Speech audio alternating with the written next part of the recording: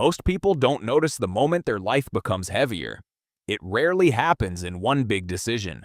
It happens quietly, one purchase at a time. A bigger apartment, a newer car, more subscriptions, more upgrades, more things to manage. At first, everything feels like progress. Your space looks better. Your lifestyle looks more complete. Your life looks more put together. But something else begins to change at the same time. Your flexibility starts shrinking. Your margin for error becomes thinner. And slowly, almost invisibly, your freedom becomes more expensive to maintain. Because every new thing you own eventually owns a piece of your time. A bigger home requires more maintenance. A newer car requires higher insurance. More devices require more upgrades. More subscriptions require more monthly commitments. Individually, each decision feels harmless. But together, they create a system that becomes harder and harder to step away from. And that's where most people get trapped. Not because they made one bad decision, but because they made many reasonable decisions that slowly removed their flexibility. There's an interesting shift that happens when your lifestyle becomes complex. Your decisions start changing. You begin optimizing for stability instead of opportunity, because now you have more to protect. Imagine someone with very few financial obligations, low fixed costs, few monthly commitments, simple living structure. This person can change careers more easily, take risks more comfortably, move cities if necessary, take time off without immediate panic. Now compare that with someone managing multiple financial commitments, car payments, high rent, multiple subscriptions, expensive habits that became routine. Even if their income is higher, their flexibility is lower, because their financial structure requires consistency just to maintain itself. And consistency is often mistaken for security, but sometimes consistency is just dependency in disguise. Owning more things often creates invisible obligations. Things need space. Things need maintenance. Things need attention. Things need replacement. And most importantly, things need income, which means the more your lifestyle expands, the more your income becomes non-negotiable. You no longer work because you want to. You work because stopping would disrupt everything. And this changes how people experience money. Instead of money creating options, money starts protecting existing commitments. There is a psychological comfort in upgrading lifestyle. It signals progress. It signals achievement. It signals improvement. But comfort has a hidden cost. Comfort reduces urgency. Comfort reduces experimentation. Comfort often reduces change. When everything feels stable, most people stop questioning whether their system still makes sense. Consider how lifestyle complexity affects decision-making. Someone with minimal financial pressure can evaluate opportunities differently. They can think long-term. They can tolerate uncertainty. They can allow investments time to develop. Someone with high financial pressure often needs immediate stability. They may avoid career changes, avoid investment volatility, avoid temporary income drops, even if those decisions might create better long-term outcomes, because short-term disruption feels too dangerous.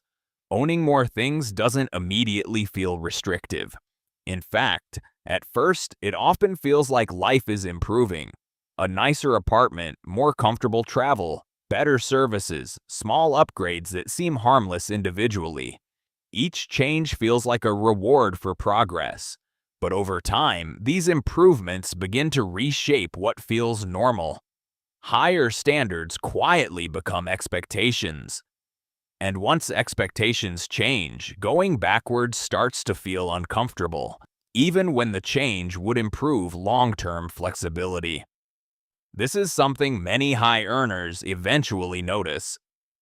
Their income increases, their lifestyle improves, But their sense of freedom doesn't expand in the same way, because a higher income often comes with higher fixed commitments.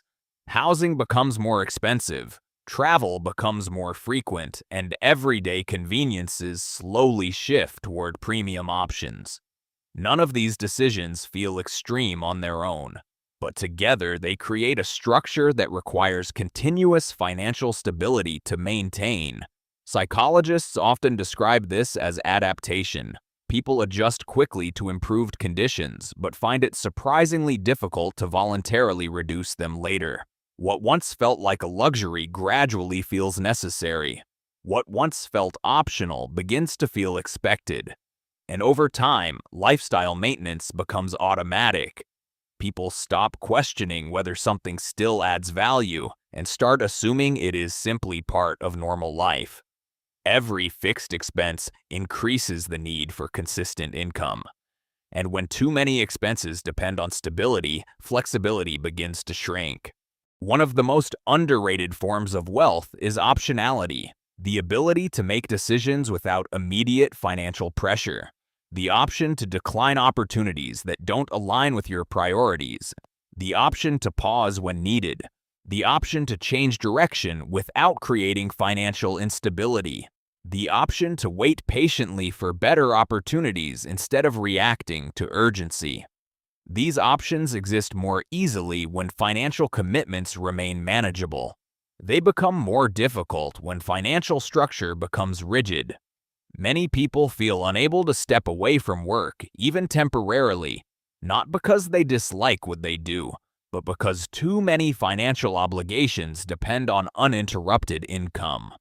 Housing costs, insurance, transportation expenses, and lifestyle expectations often form a system that is difficult to adjust quickly. Each expense may be reasonable on its own, but together they create a structure that requires ongoing maintenance. Ownership often increases permanence, and permanence naturally increases commitment. This is one reason some financially stable individuals intentionally keep parts of their life simple. Not because simplicity is required, but because simplicity preserves flexibility. Flexibility creates room for patience, and patience often leads to better long-term decisions. Minimalism is often misunderstood as avoiding enjoyment, when in reality it is more about avoiding unnecessary rigidity.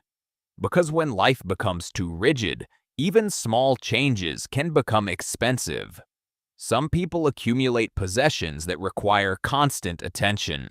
Others focus on building systems that support their future with less ongoing effort. Assets that do not require frequent upgrades. Investments that grow without constant monitoring. Structures that reduce complexity instead of increasing it. There's an important difference between visible wealth and functional wealth. Visible wealth often attracts attention and signals status, but it can also require ongoing maintenance. Functional wealth tends to reduce pressure and create stability over time. When financial pressure is lower, decision-making often improves, not instantly, but gradually. Financial independence rarely happens through one dramatic decision. It usually develops through many small choices that preserve flexibility. Small choices that avoid unnecessary obligations. Small choices that allow time to do its work, because time tends to work best when it is not constantly interrupted by financial stress. Owning fewer things does not necessarily reduce quality of life. Often it reduces friction, and less friction creates more mental clarity.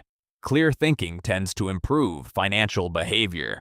People with lower lifestyle pressure often invest more consistently because they are less likely to interrupt their long-term strategy when unexpected expenses appear. They are less likely to sell investments during temporary downturns. They are less likely to prioritize short-term comfort over long-term progress. Their system allows patience to operate in the background, and patience often improves outcomes quietly over time. Owning more things can sometimes feel like progress, But in many cases, progress comes from reducing unnecessary complexity, reducing commitments that require constant maintenance, reducing structures that limit flexibility without providing proportional value. Freedom rarely appears suddenly. It tends to accumulate gradually through decisions that protect time, protect flexibility, and protect decision quality. Not every purchase reduces freedom, but every recurring obligation influences future choices, and future choices shape long-term direction. Sometimes the most valuable improvement is not adding something new, but removing something unnecessary. Because when your lifestyle depends less on constant effort, more space becomes available for long-term growth. Interestingly, people who appear to own less often have more control over their time and decisions than expected. Not because they avoided progress, but because they avoided unnecessary constraints. Owning more things can improve comfort, but preserving flexibility improves direction, and direction over long periods of time tends to matter more than temporary upgrades. Because the ultimate goal is not to own the most things. The goal is to have greater control over your time. And time tends to respond best to flexibility, not complexity. That is the quiet advantage many people only recognize later, when changing direction becomes more difficult than expected, and freedom becomes more valuable than the upgrades that once seemed important. Sometimes owning less simply leaves more room for the future.